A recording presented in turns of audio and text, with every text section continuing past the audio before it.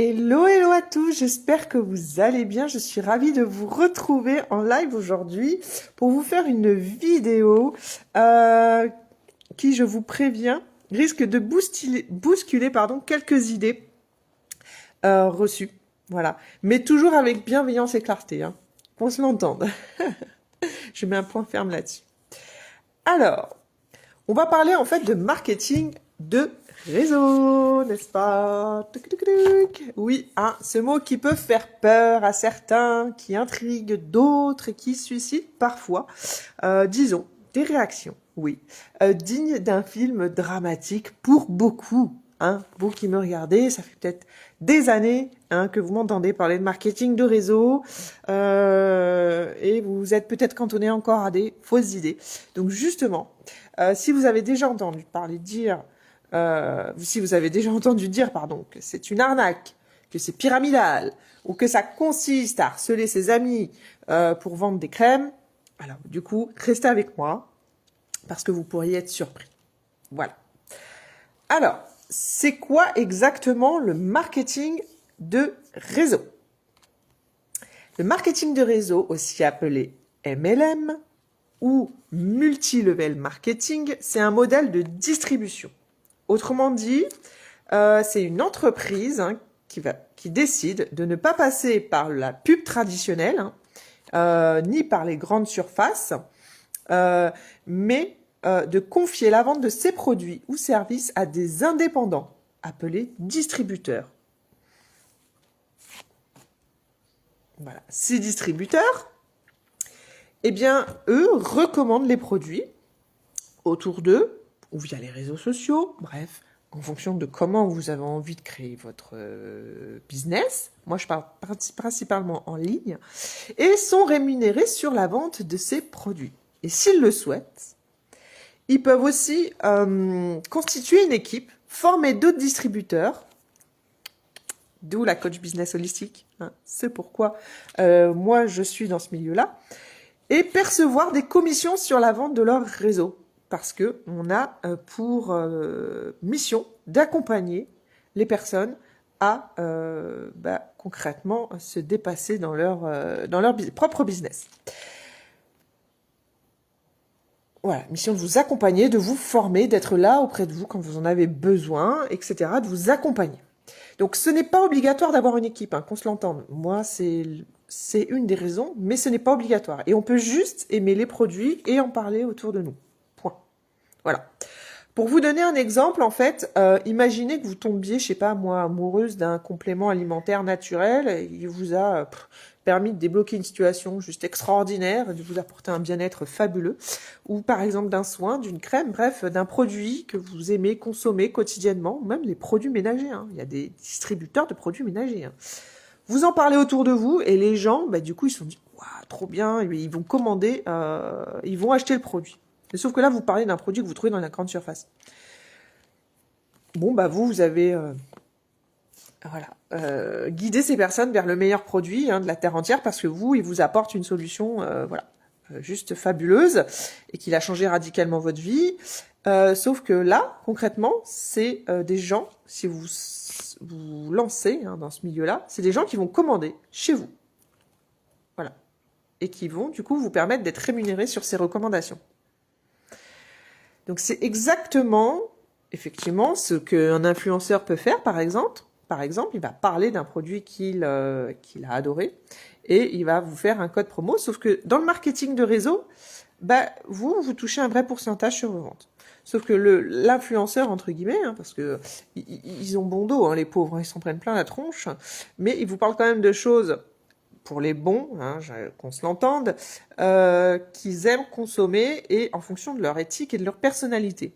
Vous allez, si les personnes sont honnêtes, avec leur communauté, ils vont vraiment parler de choses qui leur, si c'est une personne qui aime le naturel, elle va pas vous emmener vers une marque qui en a rien à fiche de l'éthique naturelle et qui est juste là pour vendre son produit, voyez, et qui a une compo dégueu. Donc, voilà. Donc du coup, lui, l'influenceur, il va être commissionné par la marque au travers de ce qu'il aura vendu au travers voilà, de son code promo. Mais là, concrètement, c'est différent. Là, on vous donne un statut d'indépendant et vous êtes commissionné en pourcentage sur les ventes que vous avez. L'influenceur, soit dit en passant, peut aussi toucher du coup des sous du fait de parler de la marque, on est d'accord. Donc ce qui peut des fois ternir un peu son image parce que ça enlève un peu de naturel pour certaines personnes. Bref, là n'est pas le sujet, je suis pas là pour vous parler d'eux. D'où vient cette réputation, cette mauvaise réputation que les gens ont du MLM? Pourquoi tant de critiques autour de ce milieu d'activité, hein?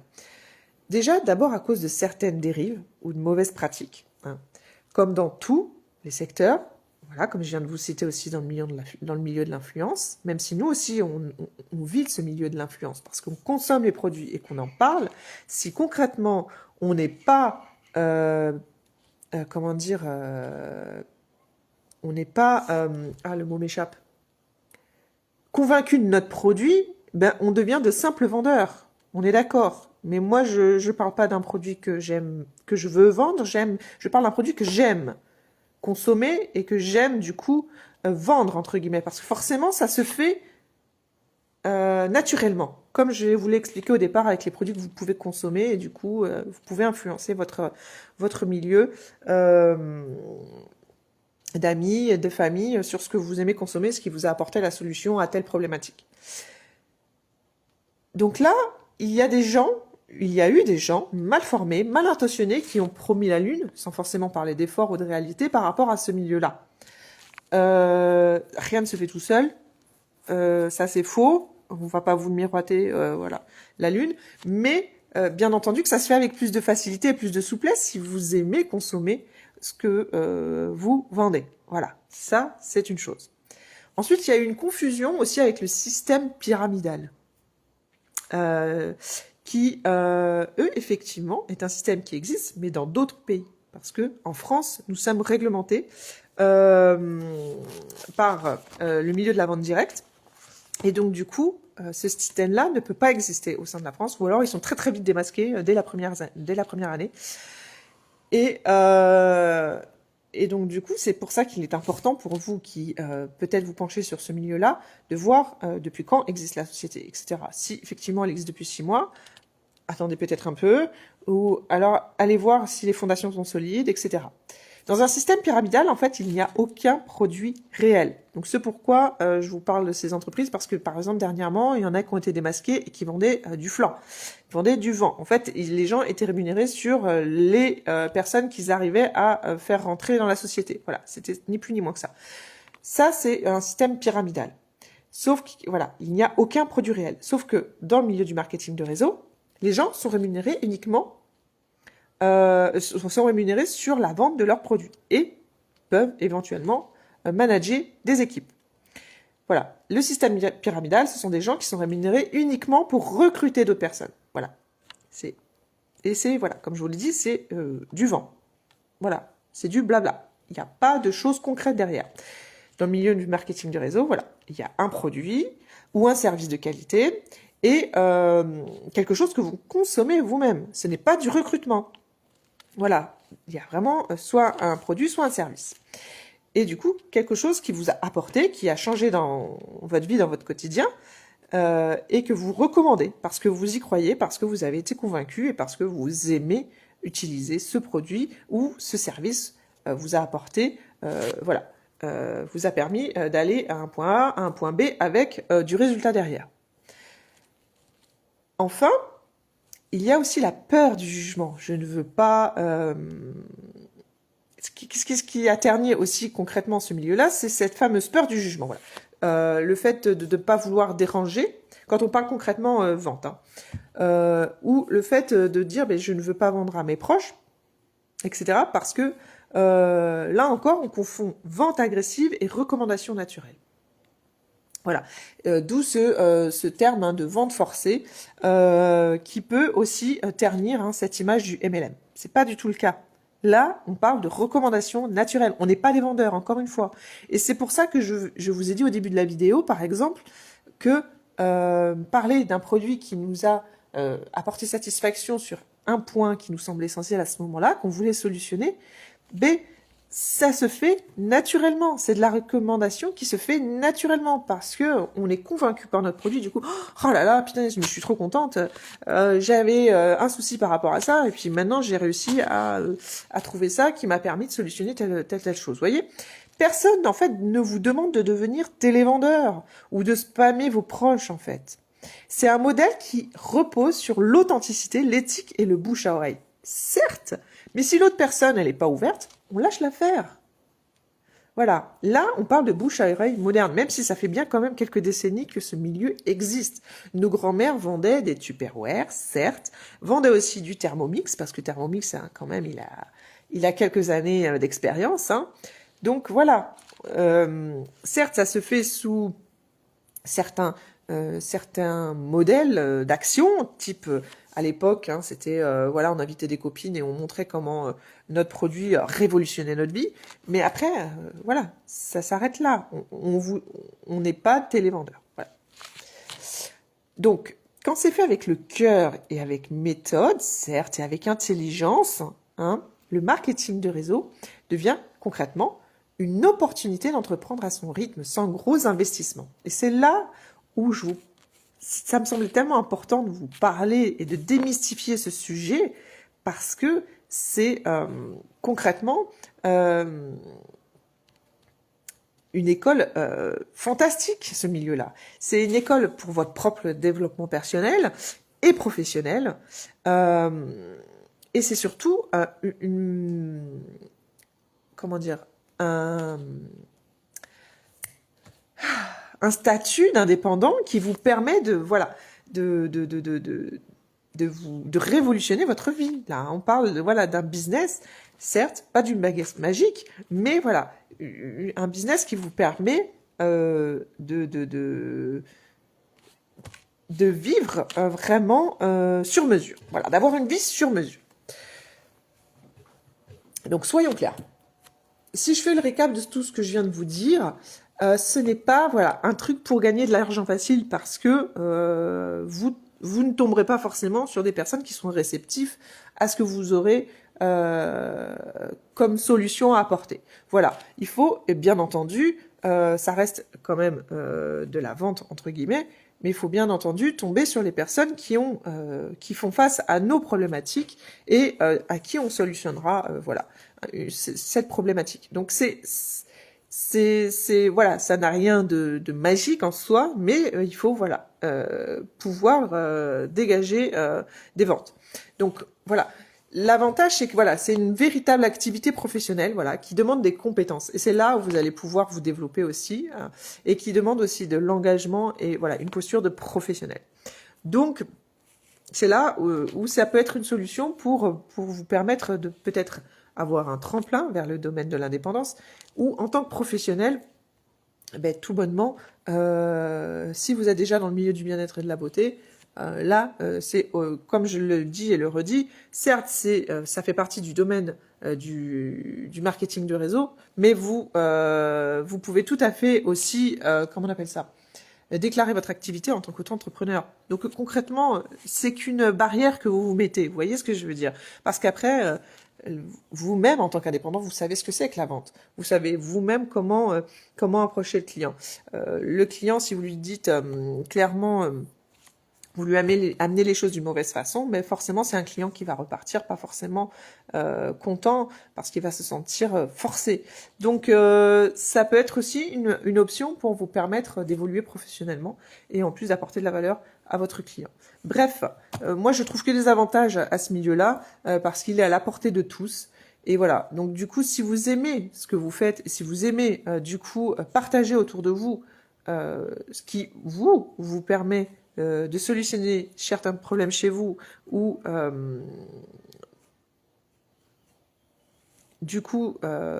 vous permet aussi d'évoluer vers une version plus humaine, tournée vers l'humain du milieu de la vente, alors oui, ce modèle est fait pour vous. Et ce modèle va changer votre vie et va changer des vies.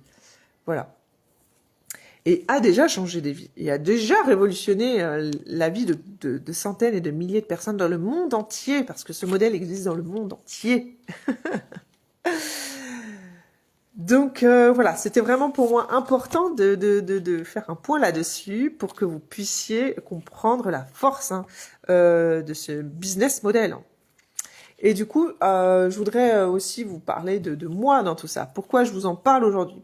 Parce que je suis moi-même passée par ces cases, d'avoir été un minimum sceptique, mais avant tout curieuse surtout, de me dire que ça pourrait être une solution à ce que je mettais en place à l'époque. Je me suis lancée dans le milieu de l'entrepreneuriat.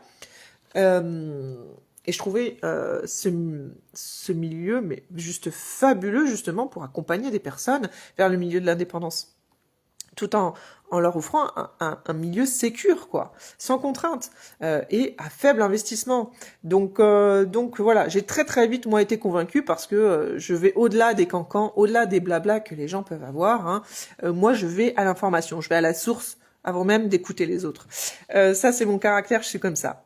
Et du coup, j'ai découvert derrière ces fameux clichés qui, au final, sont plus venus des personnes auxquelles je partageais le milieu que de ce que j'ai pu entendre avant, pour tout vous dire vraiment, qu'il y avait vraiment un potentiel énorme. Surtout, voilà, quand c'est pratiqué avec éthique, structure et une vraie conscience humaine derrière.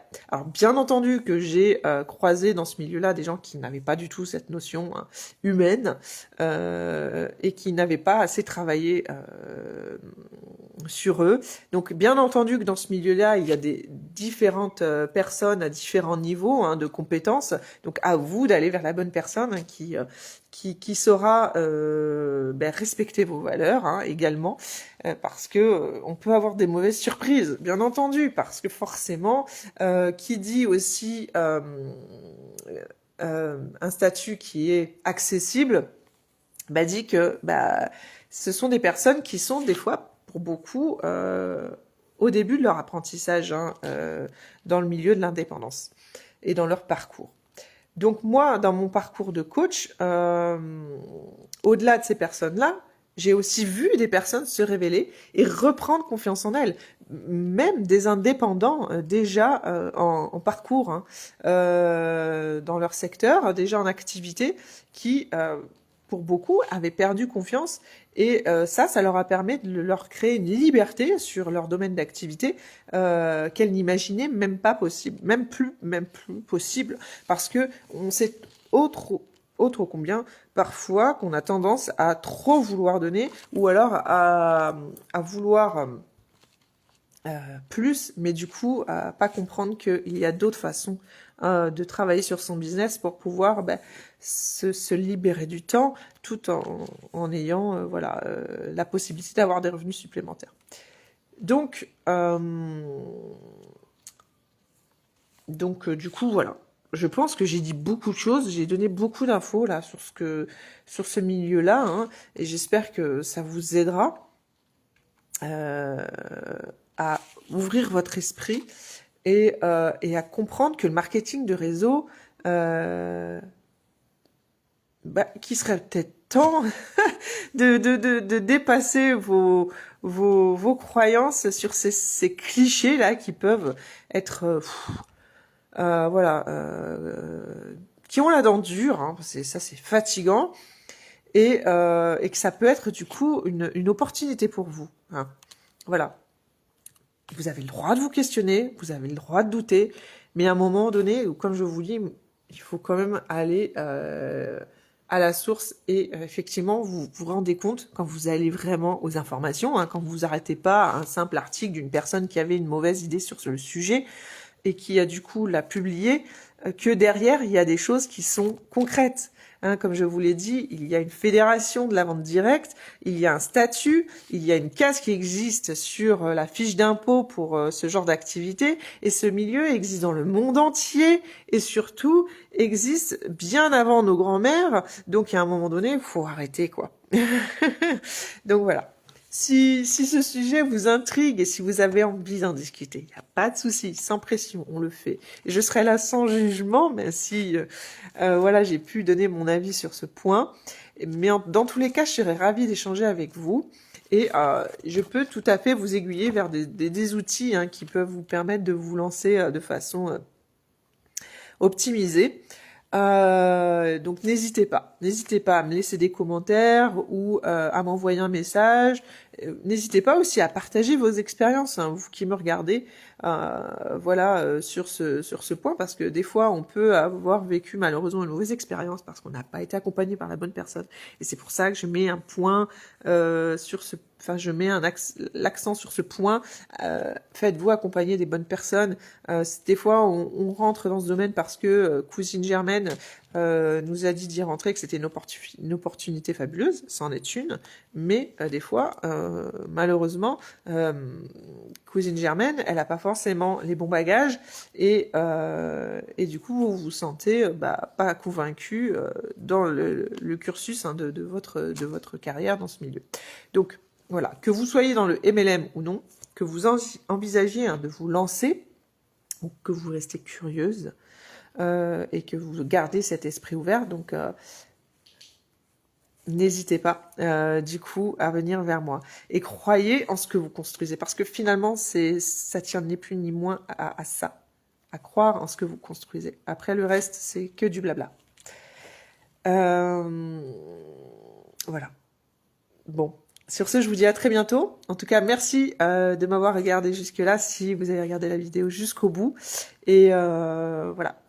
N'hésitez pas à liker, à commenter et à partager cette vidéo, parce que je pense qu'elle sera vraiment importante pour beaucoup de personnes. Je vous embrasse.